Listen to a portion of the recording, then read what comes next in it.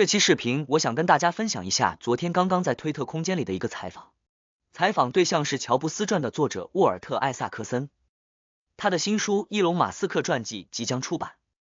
沃尔特对马斯克进行了深入采访和研究。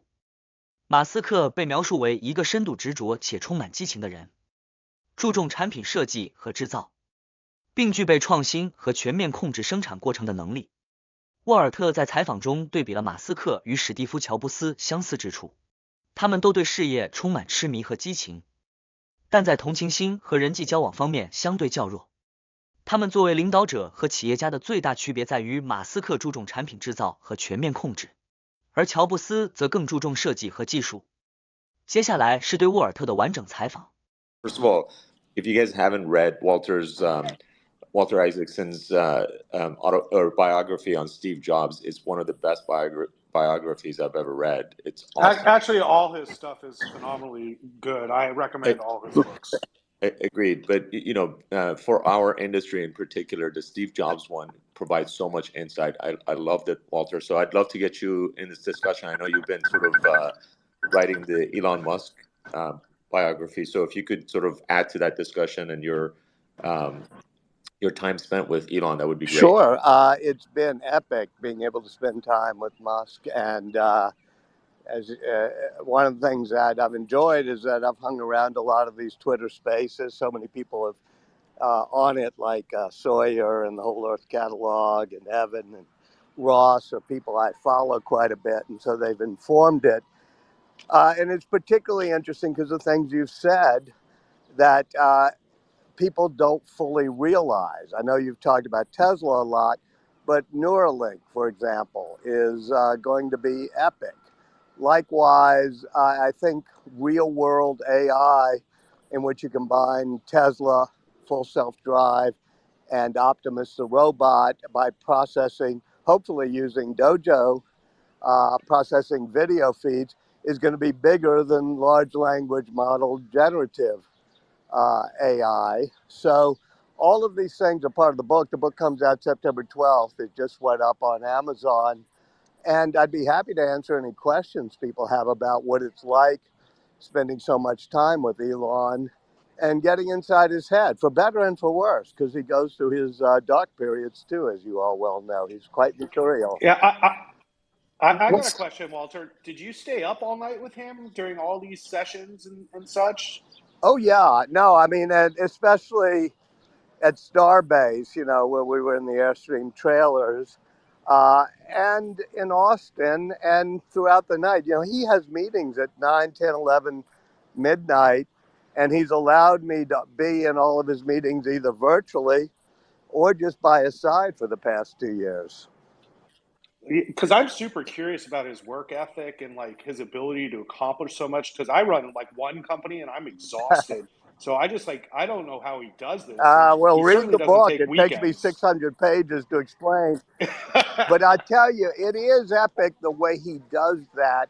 He, he's not superhuman. He's just plain superhuman.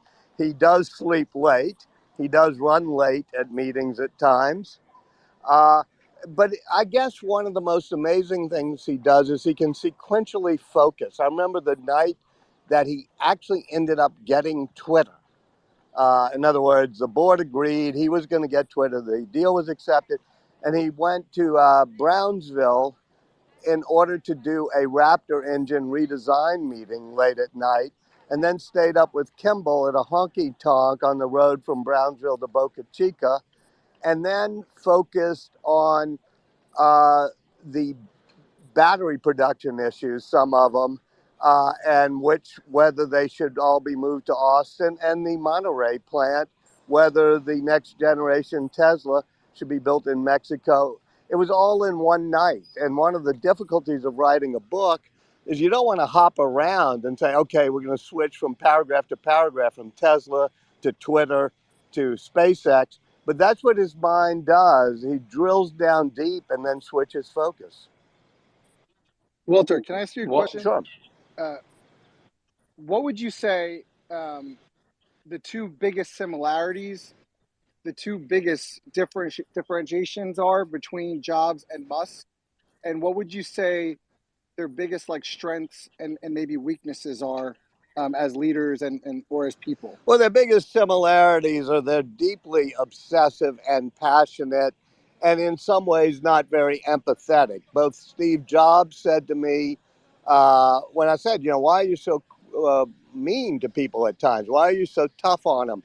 Because Woz had said, that's the question you got to ask in the book, is did he have to be so tough? Did he have to be so intense and hardcore? Did he have to be so cruel to people at times? And Jobs said to me, look, for a person like yourself, it's kind of egotistical. You get to be kind to people, sweet to people, and you hope that they like you.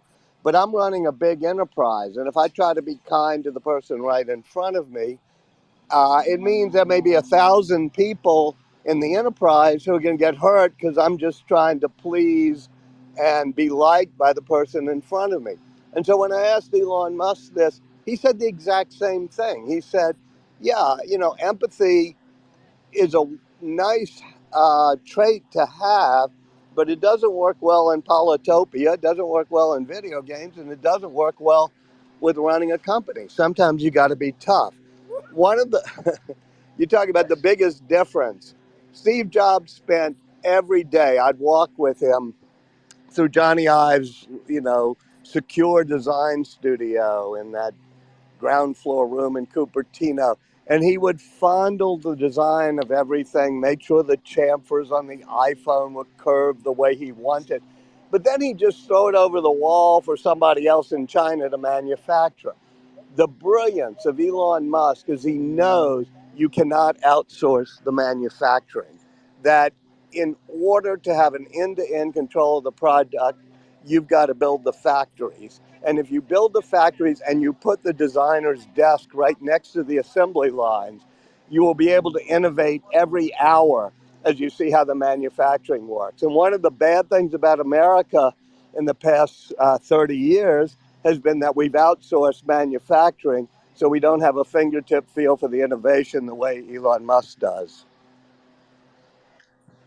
It's fascinating that he also runs SpaceX in the same way, meaning like he has designed SpaceX to be a mass manufacturing of Raptor engines and even the rockets themselves. He's like created a manufacturing facility. Can you talk a little bit about the SpaceX aspects of it and why that's so important to the success of space exploration? Absolutely.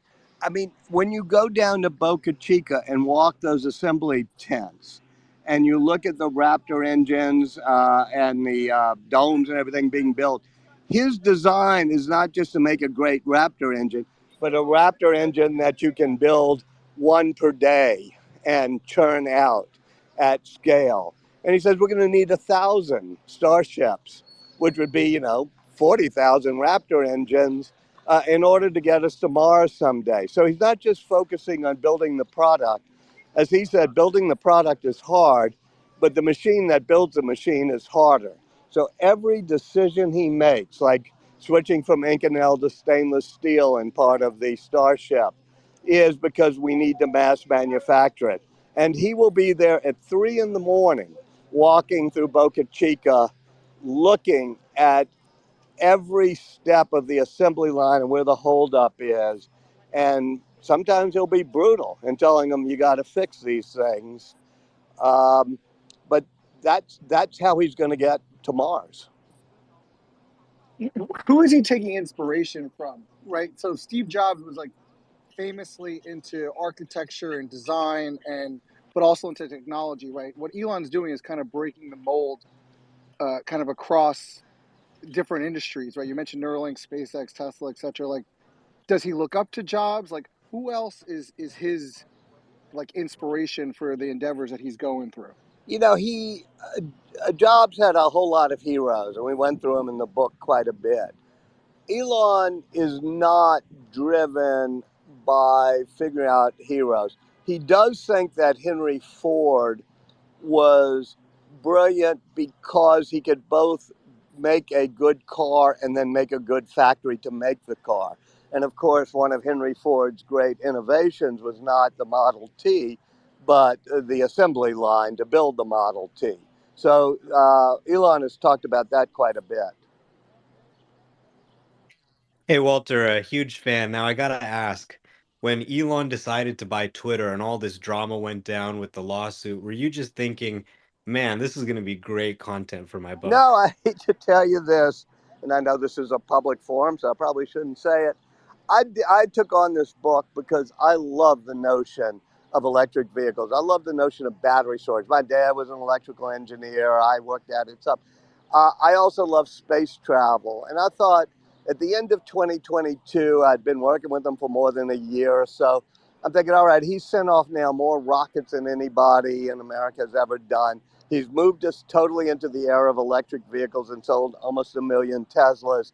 And then he's saying, I guess I ought to reduce the amount of drama in my life, he says to me at the beginning of 2023. And then he says, but I can't. And he was secretly buying up shares of Tesla that February of this year.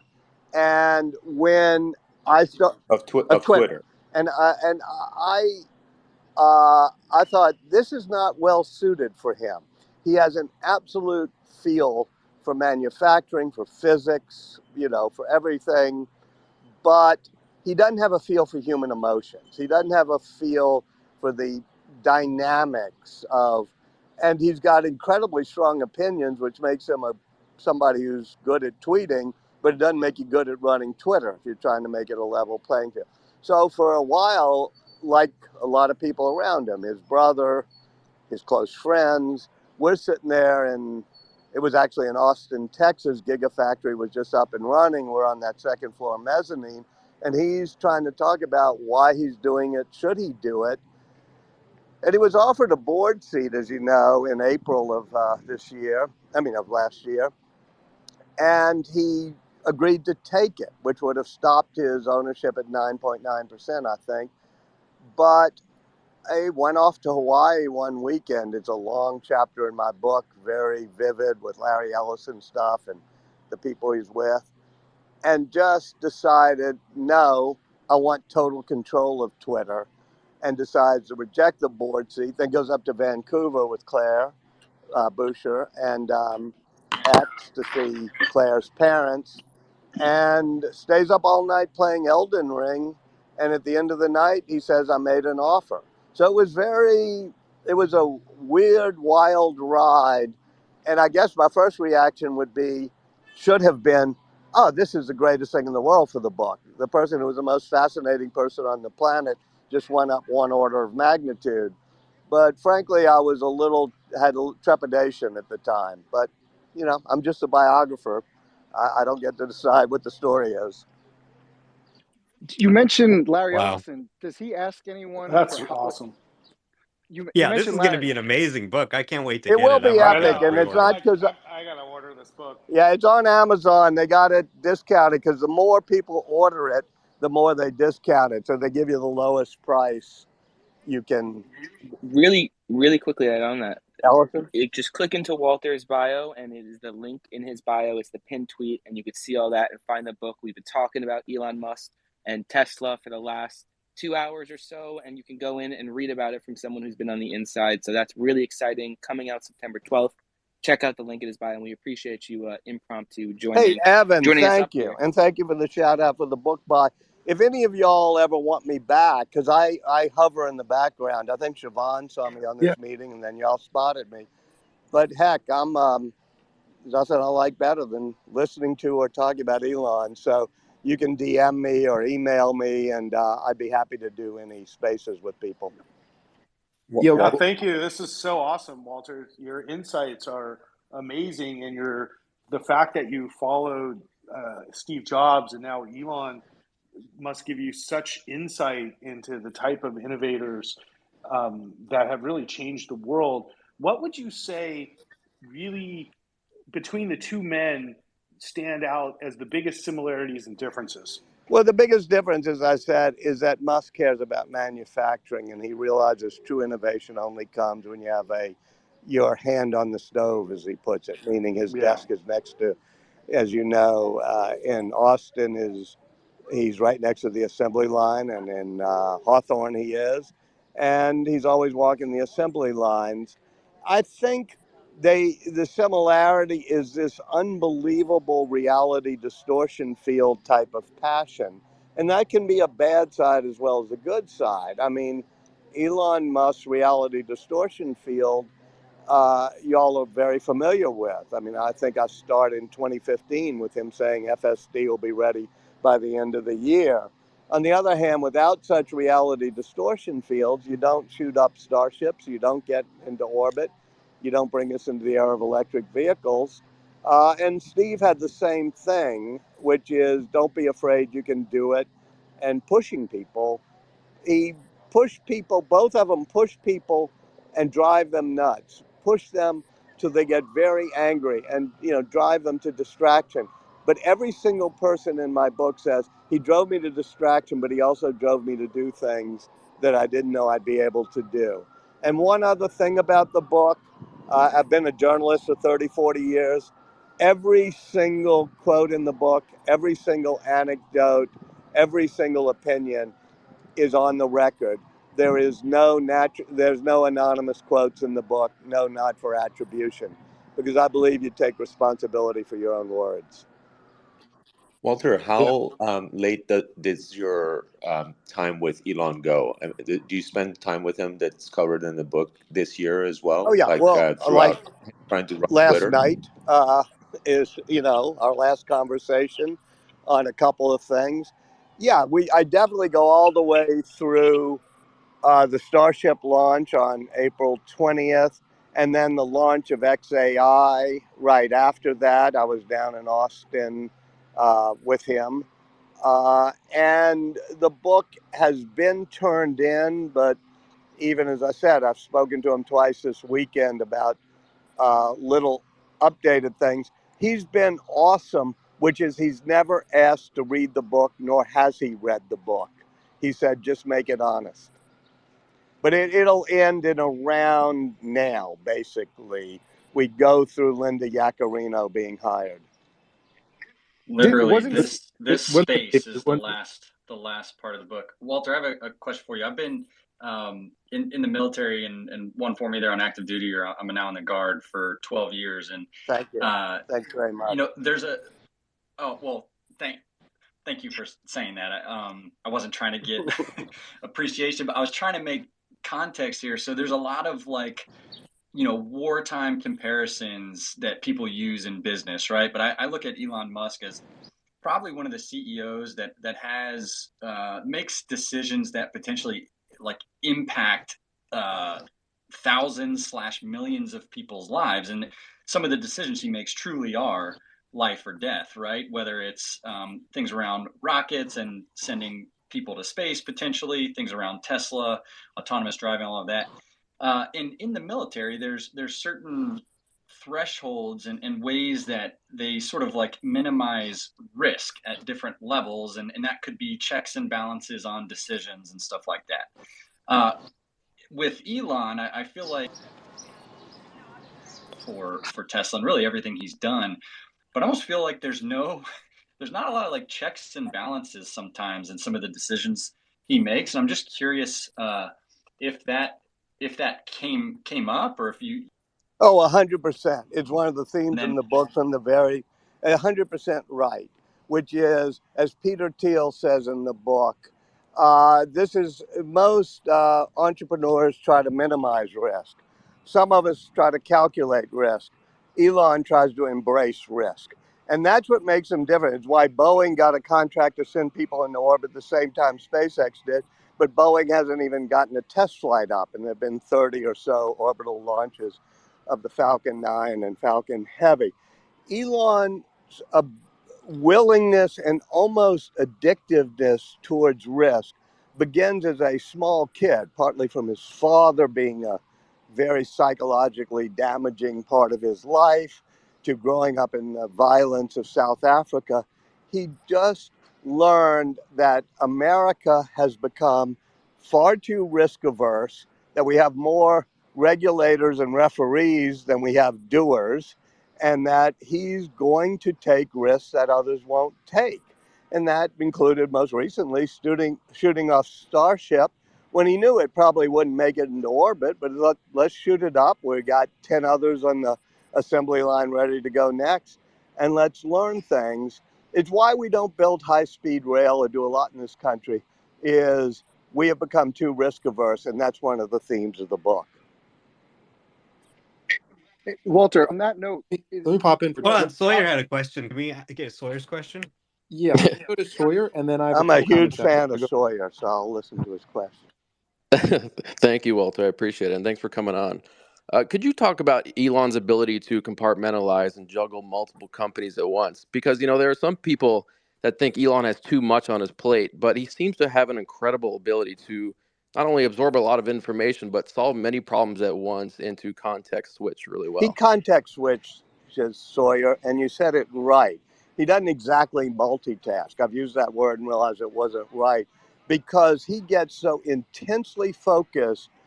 I've been with him for 3 hours with Jake McKenzie, who's in charge of the Raptor rocket redesign, where he just is so intensely focused on a particular valve, and then immediately he switches over to some blue checkmark crisis at Twitter and focuses on that. And he just doesn't get distracted when he's doing this serial focusing. He's running 6 companies now when you add in XAI, the artificial intelligence company. And I don't think it's a great thing. He has dozens of direct reports in every company. But what he does is he drills down on the engineering and the product. And he lets, Gwen Shotwell at SpaceX, or I hope now Linda at Twitter, handle a lot of the other things going on. Siobhan handles Neuralink. And so he'll sweep into a Neuralink and say, all right, that chip is too complex. We can't have this many threads. You have to make it one unified device. And he'll turn out to be right in his engineering instincts, but then he'll switch his focus and be worried more about whether you need shrouds on the booster of the Starship. Any other question there, Sawyer? Walter, you mentioned you don't think it's a good idea for him to maybe be spread so thin. You mentioned Larry Ellison before, who's always been like an advocate and sort of like it feels like a quasi mentor from the outside to him. Like when he's dealing with all these things, like, is there anyone that you noticed of your? Wait, I'm kind of losing you all. Is he trying to process by himself? I'm sorry, would you repeat that? I think it broke up a bit. Yeah, I think the sound you mentioned Larry yeah, Ellison before. Allison's a mentor. I think JP might be having some problems. I'm going to bring him down, and if he wants to come back up, he can pop back up. But the sound has been troubling. And don't worry if this happens to you, everybody, because spaces are apparently being very rough today. But Sawyer, did you have a follow-up or any other thoughts on that answer? No, that was it. Thank you, Walter, for that. Thank you, Sawyer. Perfect. And Walter, I wanted to personally thank you as well for coming up and joining us on the panel. I definitely had heard of your work, and now getting to go through the account is really fun. I actually see people literally posting screenshots of their receipt having just purchased your book. Hey, in our I love comment you. sections. I came on this because I'm taking a walk today, actually going to the gym because Elon's not as busy. And I always listen to these things. I didn't mean to crash your party, but thank you for having me on stage.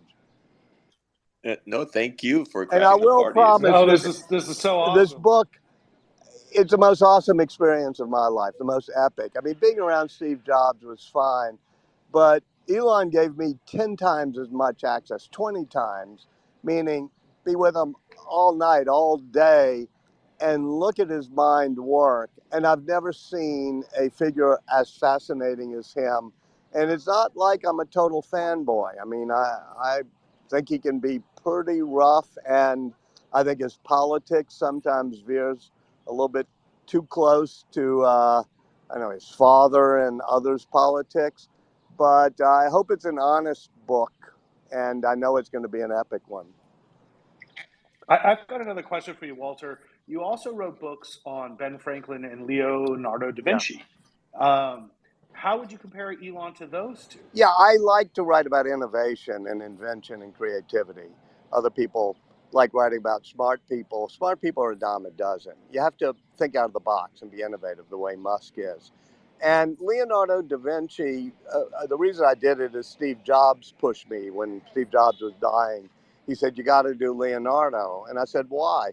And he said, because all of your books are about innovation, and innovation occurs when the humanities are connected to technology or the arts are connected to science. If you remember Steve's product launches, they always ended with that street sign showing the intersection of the liberal arts and technology. And so Musk, as you know, has a wide range of interests across history, the humanities, technology. And I think that puts him in the category of, well, Leonardo da Vinci may be in a category of his own. He was a person who tried to know everything you could know about everything that was knowable in his time.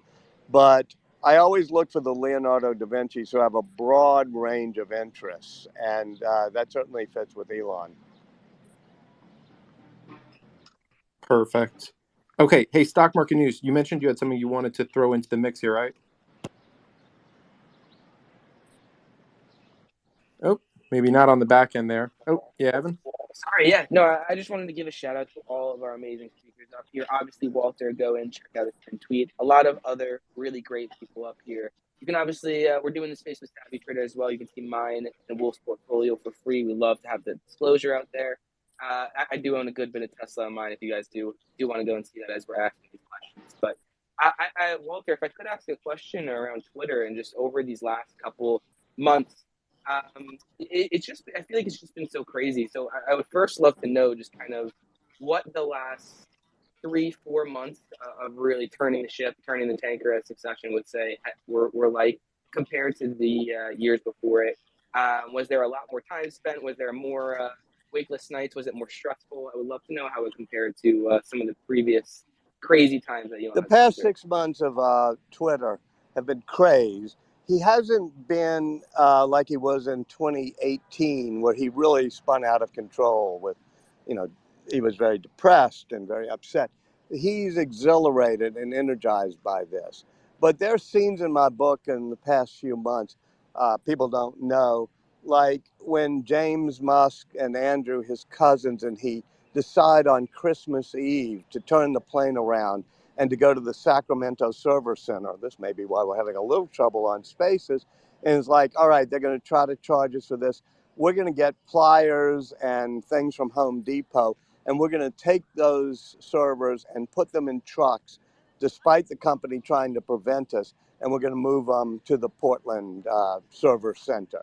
And it was like a 3-night, all-night craze thing to do, very Elon-like, because he just said, let's do it. Let's not worry about the risks. And it worked. He got all those racks of servers out, but it also, as you know, hurt the reliability of Twitter. Likewise, they went through round and round of layoffs and firings, and it was interesting to watch him all night with his young cousins and a team from Tesla Autopilot going through the code of every Twitter engineer. I thought, and so did 3, I won't name names, although the names are named in the book, but there are people very close to him. We're all sitting there in the hot box room at Twitter headquarters, and I'm not trying to do anything, I'm just taking notes, but they're trying to stop him, saying, if you fire 85% of the people, we will not have Twitter. And Elon is like cackling and laughter, and he gets up every morning and logs on to see if Twitter still exists. Well, he did lay off 85% of the people, 90% of some of the engineers, and yet we have had more improvements and changes and product features in Twitter in the past 6 months than we did the previous 3 years, including the fact that we are all now on Spaces and we have longer tweets, and I'm going to publish some of my book on Twitter. I could get into, but won't right now, my qualms about the political thumb he's putting on the scale, because I think the most important thing for Twitter, and he says this in his calmer moments, is that it's common ground for everybody. You're just as respectful to NPR and PBS as you are to Fox or Tucker. And I think Twitter has to remain a common ground as opposed to the danger to democracy that would come if liberals and progressives all move to one social network, conservatives are in another social network, and we don't have dialogue across the spectrum. Well, even more and more people doubling down that they're buying the book, Walter. My comments getting spammed here. With the I bought mine. I just bought mine. Well, Amazon thanks you, and I thank you, and I guess Jeff Bezos thanks you, but that's a different answer. We're Walter, good. Wait, one second. We're good for business. Stock at Amazon. Don't worry. We're good for business, Walter. Me and you are gonna have to connect. We'll keep running the sales up over here. I'd love to see it. Two things real quick for the audience. I know there's a million of you requesting. I see the comments. Spaces only gives me 10 speaker spots, 2 co-hosts. They are all full. We are doing Tesla Spaces though every single week. So if you do like this stuff, you will have opportunities to either listen or, of course, you can always comment your questions. And if we see them and they're good ones, we can take them.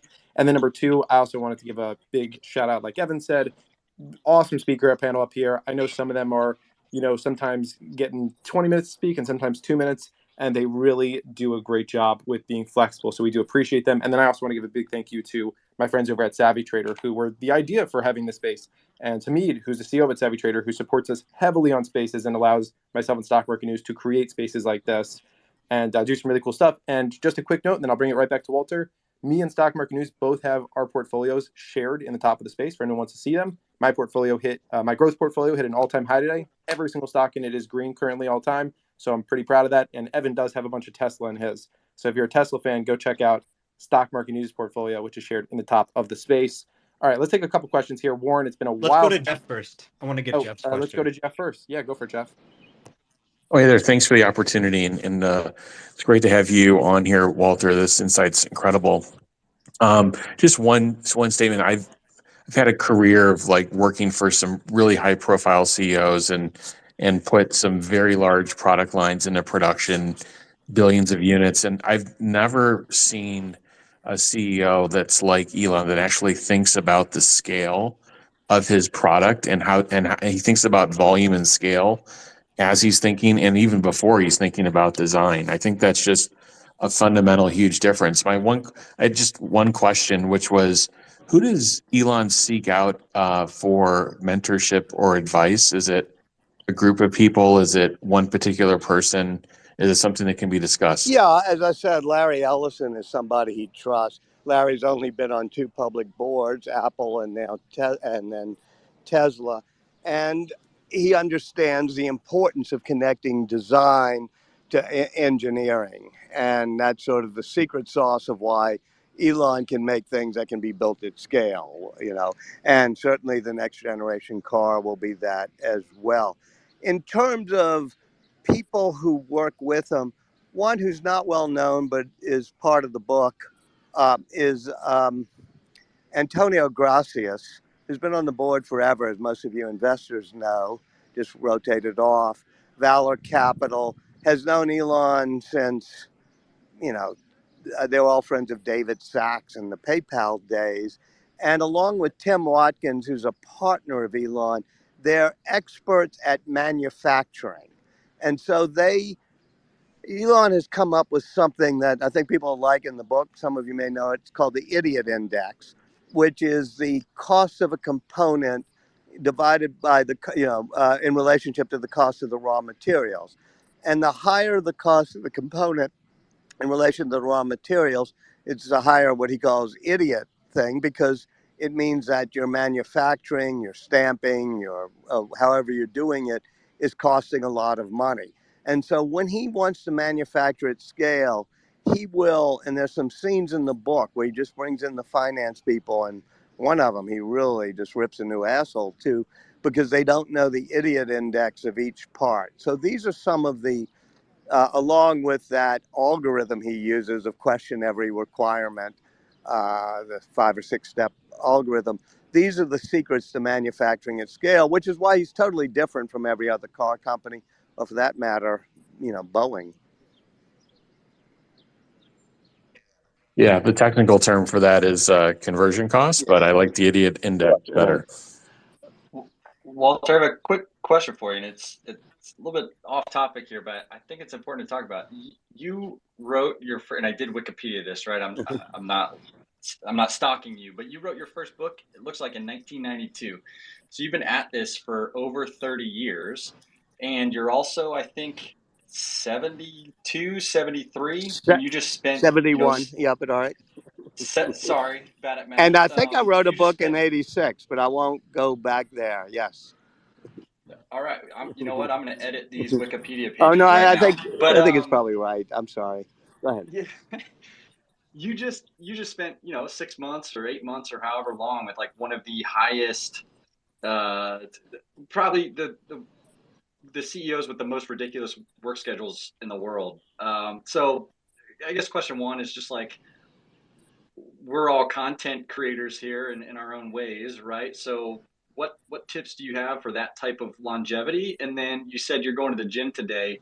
What has your personal health been like? Like, how have you maintained that with this crazy schedule following Elon? Well, it's now that I'm basically turned in the manuscript, I'm trying to regain it. I swim. I love swimming. I'm from New Orleans and grew up swimming every day.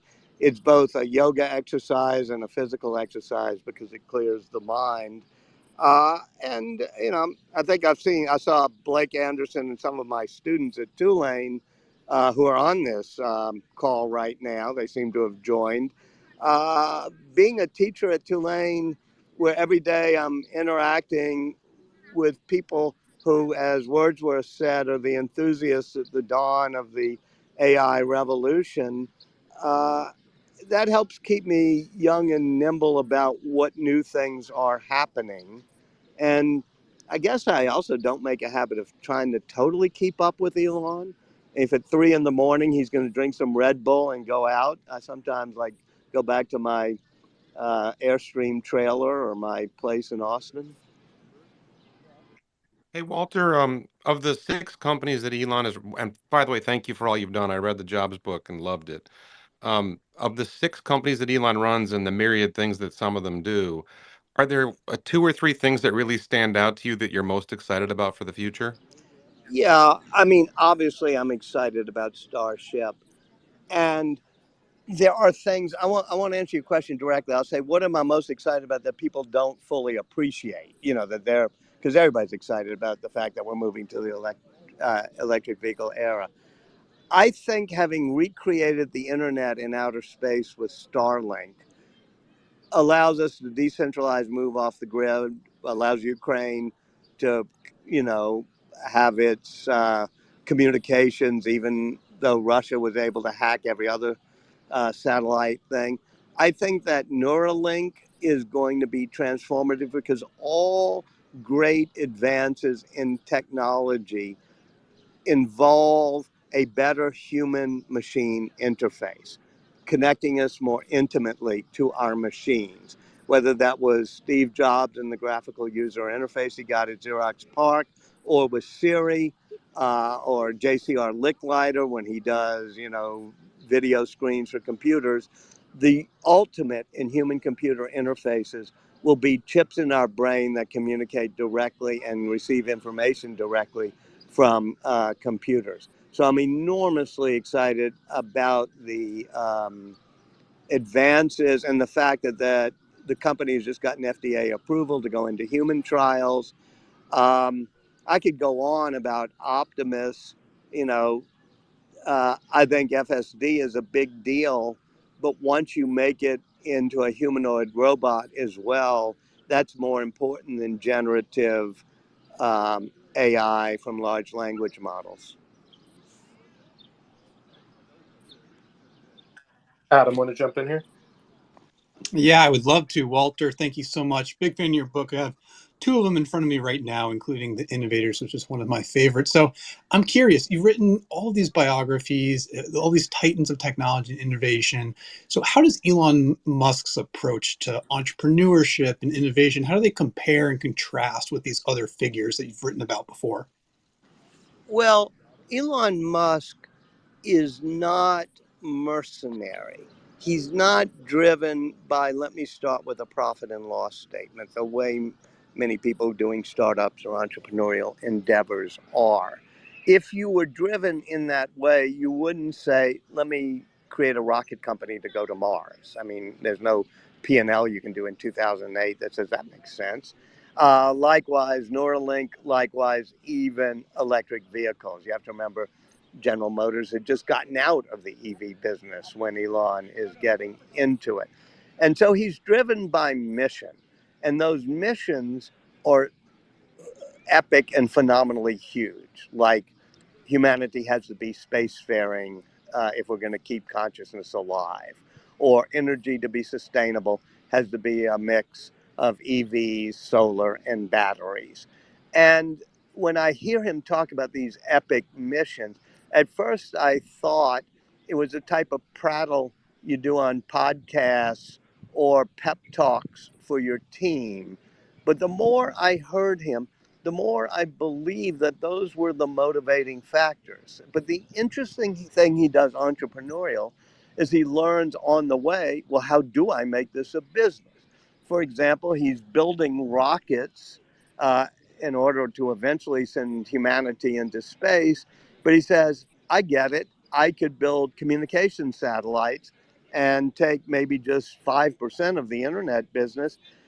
That would be 10 times the budget NASA has. So that will fund my mission to Mars. Likewise, when he did the Roadster, it was eventually we'll do mass market vehicles. And he connected it when he brought the Tesla Solar and then Tesla Energy into the fold. So likewise with Neuralink, he wants to connect us to our machines, but the interim step that will then pay for it, which he really just figured out about a year ago, is, oh, I get it, people who are paralyzed or people who have neurodegenerative diseases will use those chips to bypass the glitch in their spinal cord or the glitch in their system. And so we'll be able to have people be able to use their arms or eyes again. So he starts with the mission and then backs into a way to say, here's the way we can make a profit stream out of it. Walter, you have been covering tech for a few decades, and probably one of the most hated people in tech is Larry Ellison. So I was surprised that he was such a good friend of Steve Jobs. And it surprises me again to know that he's such a good friend of Elon Musk. How does Larry Ellison connect himself to like some of the, like, I mean, I know he's like one of the richest people on the planet, but considering how hated he seems to be in the tech community, how is it that he's also one of the mentors to some of the greatest tech entrepreneurs of our time? You know, when you're a writer or a biographer, sometimes you have to just say, I don't know. And I was thinking of all sorts of clever answers to that, but I don't quite know what makes him. I don't know him well. I obviously interviewed him quite a bit for the book. So I'm sorry, I'm going to have to whiff on that question. I don't know what makes him. It's not with everybody, but Steve Jobs and Elon Musk are two people who did rely on him. He is one of the most hated people in tech, right? I'm not just making that up. He hasn't been liked very much in the industry, which is. I haven't really heard that. Walter, that question. Oh, I really don't know either. As I say, I mean, Elon is hated by a lot of people too, and Steve Jobs was hated by a lot of people, and Bill Gates was hated by a lot of people. I have not yet made the ranking, which would be fun to do, about the 10 most hated people in the past 50 years in tech. And I don't know where Ellison would fall. I haven't really focused on him much. I'm sorry.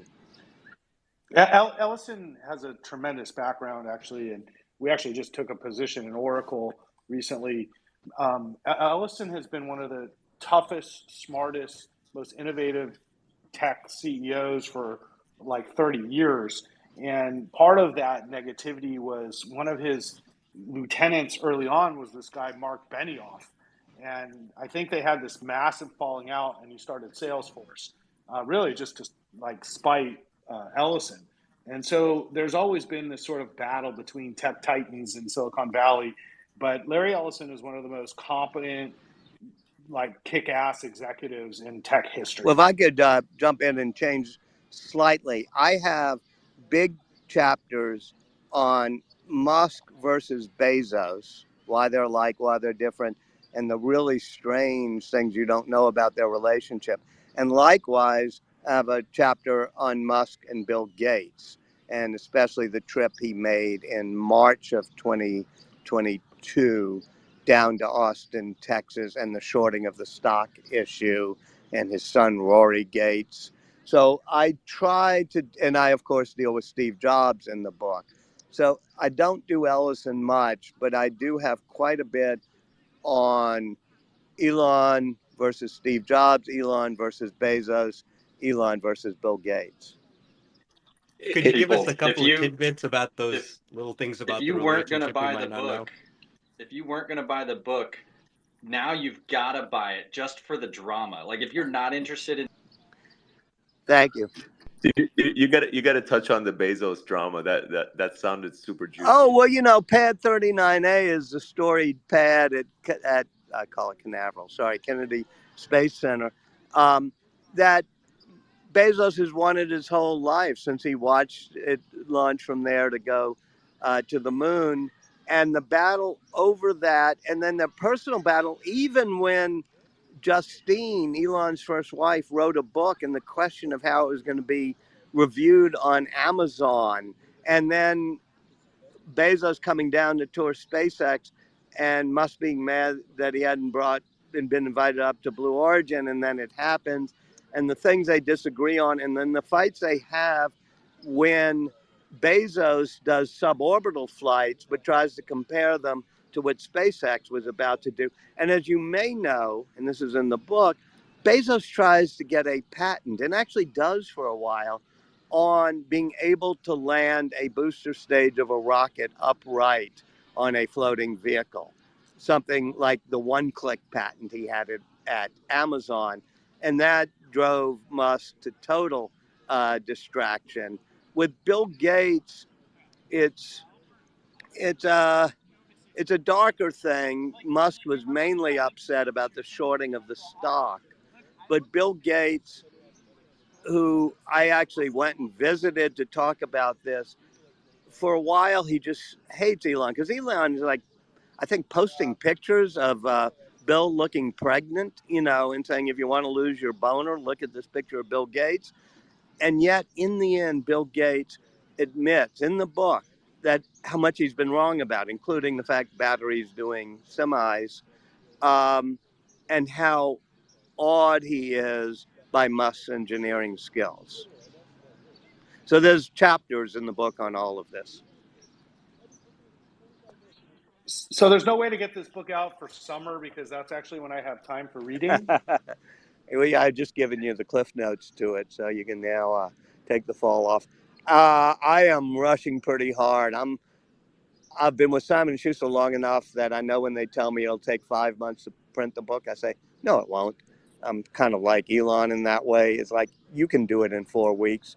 So we are going to get it out by the very end of August, so it can be on sale September 12th. And it is already, as y'all have been noticing, available for pre-order on Amazon. So they're beginning to get, and I'll do signed copies for people in this. I mean, find some way that I can sign your copies for people who've been on these podcasts that have been these spaces that have been so helpful to me. Well, there's the Tesla takeover in San Luis Obispo at the end of July that you should definitely come to. I don't know if you've ever been to that, but if you want to see the most incredible group of Tesla fans and supporters, it's at the takeover, and all of us are going to be there.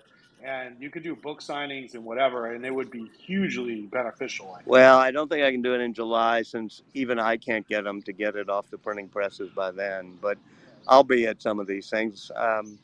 And come visit me in New Orleans. It's a nice town. I love New Orleans. It's my favorite city, so I'm happy to do that. I'll be down in New Orleans actually in end of August. Maybe I'll have to connect for a conference that's going on there. So would love to. And also, Walter, we'd obviously love to get you back on more of these. I know that your DMs are currently closed. If you'd be able to drop me a DM. All right. Is this Wolf? Yeah, I don't know. Yeah. Yes, this is Wolf.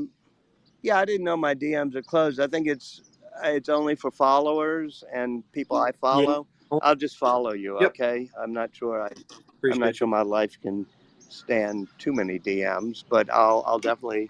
I'll just let you know. If you look around, Wolf, you'll see that your latest follower is me. I just clicked the button.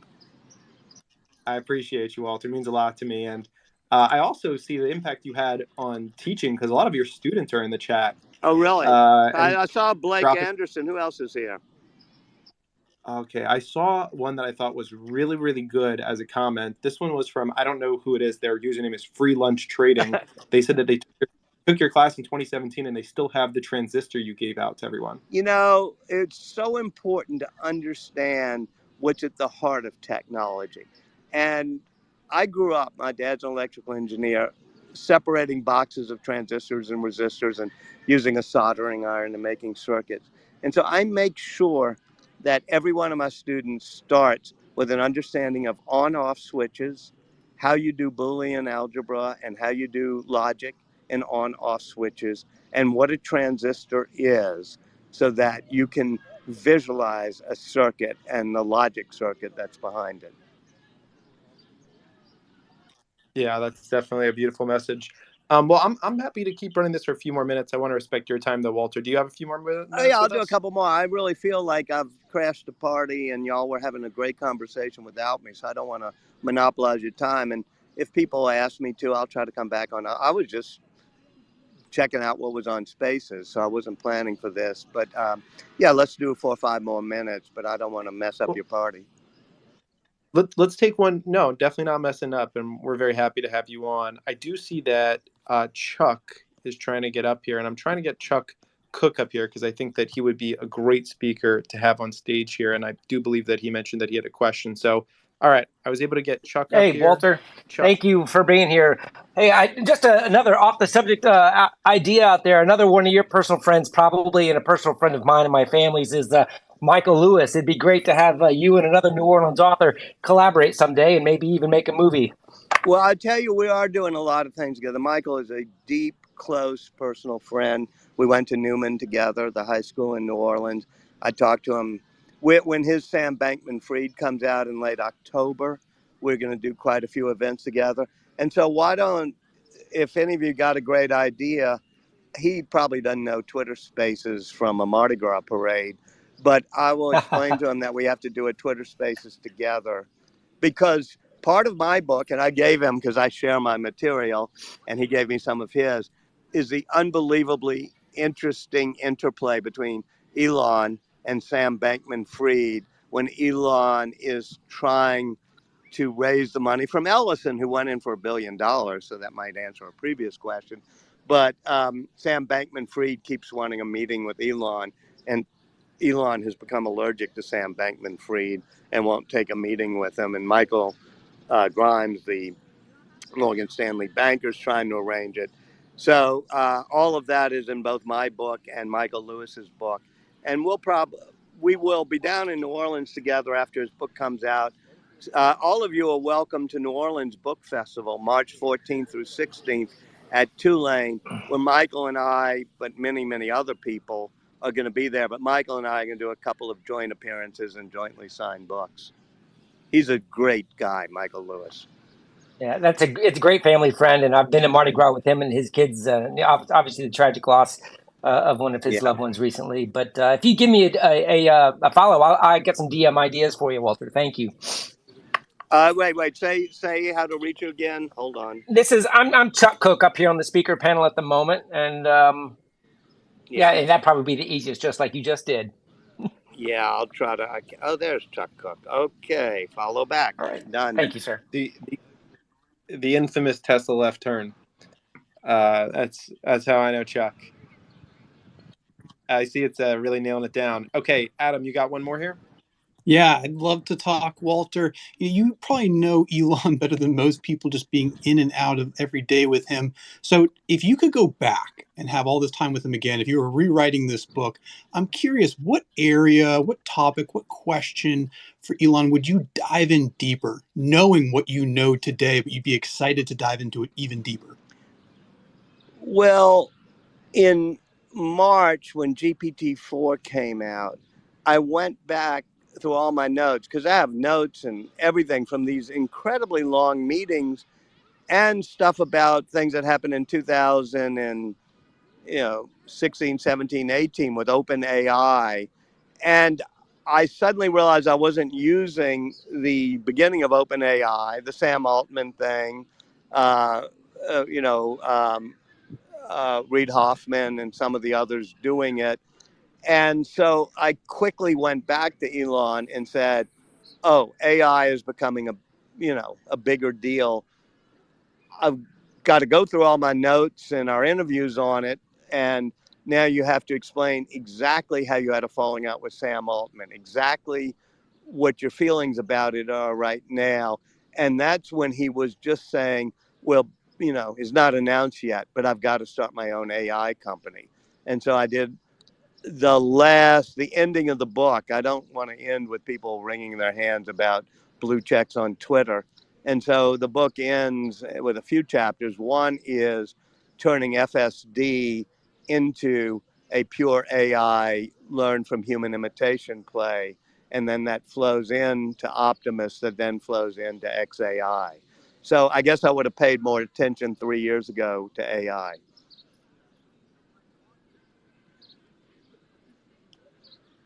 Omar, I want to actually bring it to you once more. Just maybe take 2 more questions here. Omar, do you have any other thoughts, questions, or anything along those lines for Walter? No, not at the moment. Thank you, Omar, for all you do. I'm a fan. Oh, I'm a huge fan of yours. Thank you so much. I love it. Hamid, then let me check with you because I think we might just have Walter for another minute or two. Do you have any other questions that you want to throw out on here? Just want to thank Walter for joining us. I mean, I've been such a huge fan. Well, thanks. Well, thanks. I'll be back. Y'all get sick of me by the time. But have me back or DM me or, I follow these spaces all the time. If I get interested, I'll raise my hand. One more quick question for you, Walter. Yeah. Elon seems to be like with respect to the vehicles that he makes, performance is an extremely important thing to him. He, as soon as, for example, the Porsche Taycan beat the time in Nuremberg, Germany, he sort of dropped everything, put a team together to build the Model S Plaid that sort of beats the Porsche Taycan's time. And the question is, I guess, like how does the importance of performance and speed and racing in particular play into Elon's psyche for Tesla? I don't think it's an obsessive thing. I do believe that when Tesla was launched, he felt that the biggest problem with EVs was the golf cart problem, that people thought they were underpowered, that they wouldn't be able to beat a Porsche. And of course, he bought the McLaren famously when he cashed out at what then is now PayPal. So, I mean, he cares about performance, but he is able with his engineering mind to balance performance, cost, manufacturability, and safety. And I think if you asked him, it's being able to balance 4 or 5 factors, not just going for performance at all costs. All right, I'm going to ring off, and I'll be on some of these in the future, especially when people ask me to be. The book is September 12th, and maybe right around that period, my publicist is Simon & Schuster, is Julia Prosser. She's easy to figure out. If somebody wants to host a show or two on the book or a podcast on the book, feel free to contact her or whatever. I'll be happy to do, especially when the book's coming out, I'll reveal everything that's in it. Yeah, thanks so much. This has been just an incredible amount of information. We really appreciate you coming by. It was a joy. See y'all later, and I'll hang out while y'all keep talking. Okay, perfect. Might do like 5-10 more minutes here. Thank you so much to Walter, but also a big thank you to everybody that's been on this panel. We appreciate people taking time out of their busy days to come and share their thoughts with us. And of course, to everybody that's asking great questions, giving great answers. We couldn't really do it without you. I love playing, and I know that Evan does as well, the host, the moderator, and just intaking all this great information that everybody puts out. Big thank you, of course, to Omar, Ross, Warren, Chuck, Jeff, so many others that are on the panel here. And one big shout out again to Hamid, CEO at Savvy Trader. We have the Savvy Trader account on here. They were the inspiration for this space. I hit up Hamid at the beginning of the space. I was like, do you want to keep this Tesla topic rolling? He's like, let's keep going. I want to dive all the way into this. So big shout out to them. And I can just appreciate their mission. I think all Tesla people probably appreciate their mission too, which is just transparency in investing, right? And showing people what are we passionate about. And I think that a lot of people on this space are very transparent with the way that they invest. And myself and Evan, like I mentioned, we're publicly sharing our portfolios. They're in the top of the space. People can go in, they can see them. They can see the up days, the down days. Thankfully, there have been more up days lately, especially if you own Tesla and tech inside of your portfolio. And we encourage you to go and take a look at our portfolios if you haven't. Again, pinned the top of the space, commented underneath. And you can also see Hamid's on there as well, which is doing really, really good. And Omar has a shared portfolio on there and so many others. So we love promoting the transparency and tying it in with Tesla and Elon investing. Evan, let me pull back to you for a second, if that's okay. First off, curious if you had any other things that you wanted to say in regards to the conversation that we've had here, any other things you want to speak to, and then if you had any thoughts, I know you've been checking out the AMD event, if you had any takeaways from that for us. Yeah, the AMD event has been interesting. I'm going to use the word a little boring for the first part of it, but we'll see how it goes. They're just announcing a lot of partnerships with companies like Facebook, Citadel, Oracle, AWS, and other stuff. They're talking through AI. AMD CEO Lisa Su hitting the keywords. She said AI is AMD's largest and most strategic long-term growth opportunity. They said that they expect the total addressable market for data center AI to reach $150 billion plus. By 2027, it's currently around $30 billion. So they're expecting about a 50% CAGR on that one. So that's a pretty quick growth there. I believe NVIDIA, though, I don't know what the year was. They had theirs around 1 trillion. So interesting conversation there going around AMD and AI. And yeah, but overall, not the busiest of events. The White House did come out and say, I believe it was the press secretary, that the latest CPI report showed continued progress in lowering inflation. So taking a little bit of a victory lap on the CPI report that we had this morning. Perfect. And Hamid, I'm probably down to do maybe like 3-4 more minutes. I had a call, but I pushed it back a little bit. Did you have any other comments in regards to not just Tesla, but the market as a whole and things that you've been focusing on in the world of tech, or anything else on Savvy?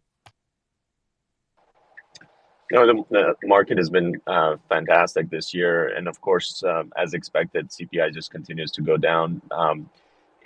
The numbers is an aggregation of a year's worth of data. So when you look back a year ago, the month that is getting dropped, which was May of last year getting dropped, is what causes the huge drops to happen. And then June is going to be another huge drop that's going to happen. And this inflation thing has been relatively under control for the past 6 months. So I was surprised that the Fed was not sort of taking that into account.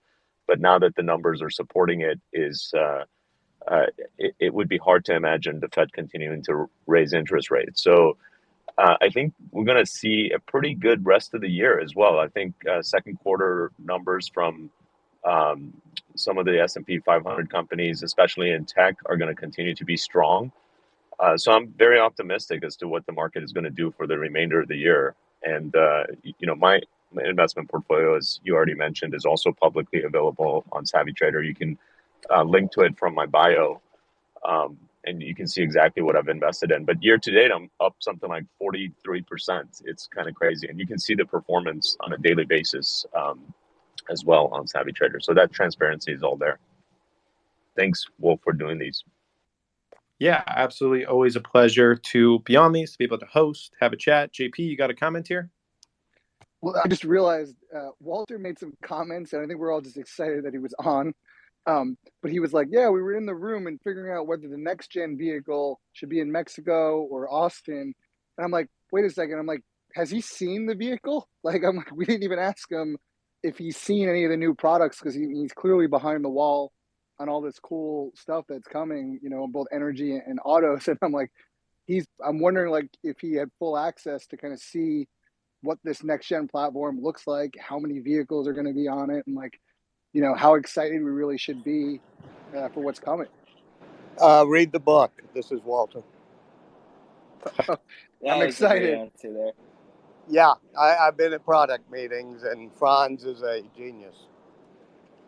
I love it. But also important is being at the design meetings for the next gen factory and how each station on the assembly line will work. Hey, Walter, on that note, because in the Jobs book, you comment on like the two obsessions that Steve had. One was on the design of the product, and then you mentioned in the book multiple times the long marketing strategy sessions and hiring the advertising agency. Tesla's hotly debated on whether it should be advertising or not. Is that something that you've been abreast to conversations about how they think about marketing the product and the company? Yeah, Elon doesn't believe in that. He's not like Steve Jobs at all. I mean, I sat there with Steve Jobs as he recited to me each version of Here's to the Crazy Ones, the Misfits, the Rebels that he wrote for the, his comeback ad at Apple. Whereas Musk believes if you make a good product, people will follow and you don't need advertising. He obviously has said publicly that, well, maybe they'll consider it, but I've not seen him personally consider or care about advertising, which, by the way, does not make him have a great, perfect feel for Twitter, which is an ad-driven medium. But Linda Yaccarino knows advertising better than anybody. Yeah, brought in the right compliment his weakness on it as well. By the way, just wanted to let the audience know, if you do like Twitter Spaces, we do host a wide number and variety of them, myself and Stock Market News. You can actually see a full schedule up on my pinned tweet on my page. So a couple people have asked me, when the next space is going to be. I post out a full schedule every Sunday. This week we have 22 different spaces scheduled. If you like this Tesla one, you're probably going to really like the one that we're going to do on Thursday at 10:30 a.m. That's going to be an artificial intelligence and a market analysis space. Wow. Probably going to talk some Tesla, some generative AI, some pieces along those lines as well on it. And then we also do every single day a 3 p.m. EST Power Hour space where we bring on industry professionals. We're going to cover the FOMC market, the FOMC event tomorrow live, a bunch of others like that. So as long as you're following this Wolf account, Stock Market News' account, and some of the other speakers that are up here, you'll see these spaces showing up at the top of your timeline. And of course, you can always see my schedule. It is pinned to my page, and I repost that every Sunday. And I spend like 20 hours over the course of Thursday, Friday, Saturday making that. So anybody checking it out, we always do appreciate you. And we put a lot of effort into these. We can make our way around, unless JP, you got another comment? Yeah, just while we have Walter, I guess two last things, and I'll let you go. Has Elon read the Jobs biography that you wrote at all and then reached out to you? And then two, the section when you mentioned like the iTunes store and how Steve went after music and then tried to get newspapers and he just couldn't get the New York Times and the Washington Post to agree to that subscription model the way that the music industry did. This kind of feels like Elon read that section and is kind of trying to do that with Twitter. So I'm just curious, has he read your book of Jobs, and does he take any of these inspiration of ideas from the people that come before him, like Steve? Yeah, he's read the book, but the book he's read 2 or 3 times is Ben Franklin. I mean, go figure. And he loves that book, and he's always raising things from it. And he liked Einstein as well. I'm not sure he read the Jennifer Doudna book, but he does not refer to Steve Jobs that often. However, the point you make is a good one, which is how do you enlist content creators to be able to do content on your site? And what Jobs believed is that subscriptions are great, but they can't be the only thing. You also have to have what I call pay per drink, meaning, all right, you want this particular, you want this particular song, you want this poem, you want this podcast, you pay 99 cents for it, as Steve did. And that's what Elon is about to do with Twitter, which is to make easy payment systems for, quick payments. You got to get through the Apple toll gate to do it because Apple doesn't allow in-app purchases, as you know. But that's why he was really meeting with Tim Cook. Let me ring off so y'all can do things. Feel free, if you would, to tweet the link to my book that I have, the Amazon link. if you tweet it out, that'll help get the discount down more. And as it gets discounted, everybody who buys it gets the lowest price. Perfect. Thank you, Walter. Appreciate it. Definitely recommend everybody take advantage of that discount. I've seen many of you buying the book throughout this space, and we love to see the appreciation for the speakers that are on the panel. All right. Thank you. Bye-bye. Thank you.